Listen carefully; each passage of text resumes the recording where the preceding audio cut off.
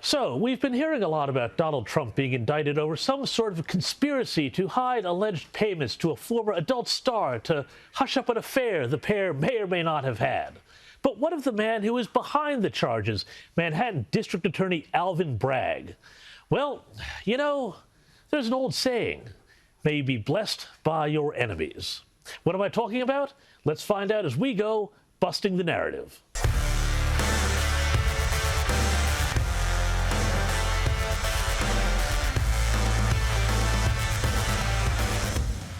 All right, at the moment, if you turn on most TV stations or open most newspapers, you're going to hear that Alvin Bragg is some sort of brave warrior for justice, standing up to the terrible orange man in Florida. He's the Caped Crusader who's going to knock out Trump so the media can get on with the job of tearing down Ron DeSantis. Well, you know what? And I think you know this if you're watching this channel. They're lying. Here's something you should know about Alvin Bragg as you head into the weekend. Alvin Bragg loves criminals. All right, that's maybe slightly extreme, but let's just say that Donald Trump is the first alleged perp Bragg has ever encountered that he's wanted to go hard on rather than go easy on.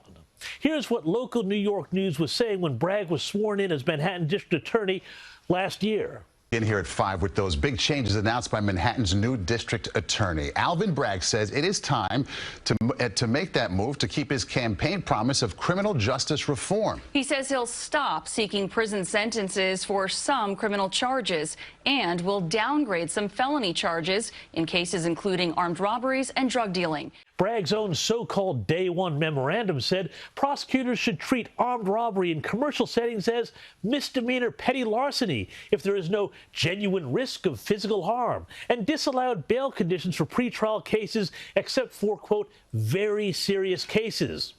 These policies, said Bragg, would somehow make us safer. And as the saying goes, predictable hilarity ensued. Local Congresswoman Elsie Stephanic broke it down. I think Alvin Bragg in particular is the most radical DA you can ultimately get to. George Soros funded him over $1 million, and we have this significant crime crisis in New York State. It's one of the reasons why we picked up 4 congressional seats. So at the same time as you have him politically targeting and persecuting President Trump, he's lowering felonies and misdemeanors, which has been one of the reasons why crime has skyrocketed in New York City. But Bragg doesn't really care about this stuff. You see, he came to office, prosecutors are bizarrely elected in the U.S., on a promise of taking down Trump, not bringing down crime. As Reuters reported, as the votes were being counted, Bragg often reminded voters on the campaign trail that he helped sue the Trump administration, quote, more than 100 times as deputy in the New York State Attorney General's office. In an interview with Reuters earlier this year, Weinstein said nobody is above the law, no matter who you are or what office you went on to occupy. So is it any wonder that last year, months before this indictment hit the front pages, the big crime story was that in New York, crime was up under Bragg? As the New York Post reported, soft on crime Manhattan District Attorney Alvin Bragg has downgraded more than half his felony cases to misdemeanors, while also managing to lose half the felony cases that did reach court.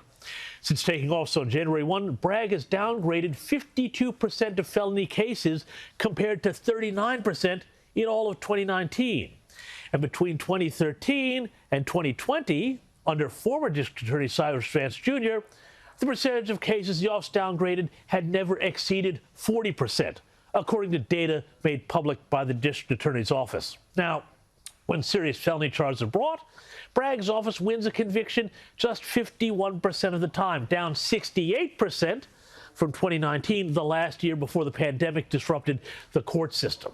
But that's okay because, hey, he's going after Trump now, right? Well, you know the old saying, you get what you pay for. Thanks for watching. I'm James Morrow, and to support this channel, please like, share, and subscribe below, and I'll see you next week for more Busting the Narrative. Bye-bye.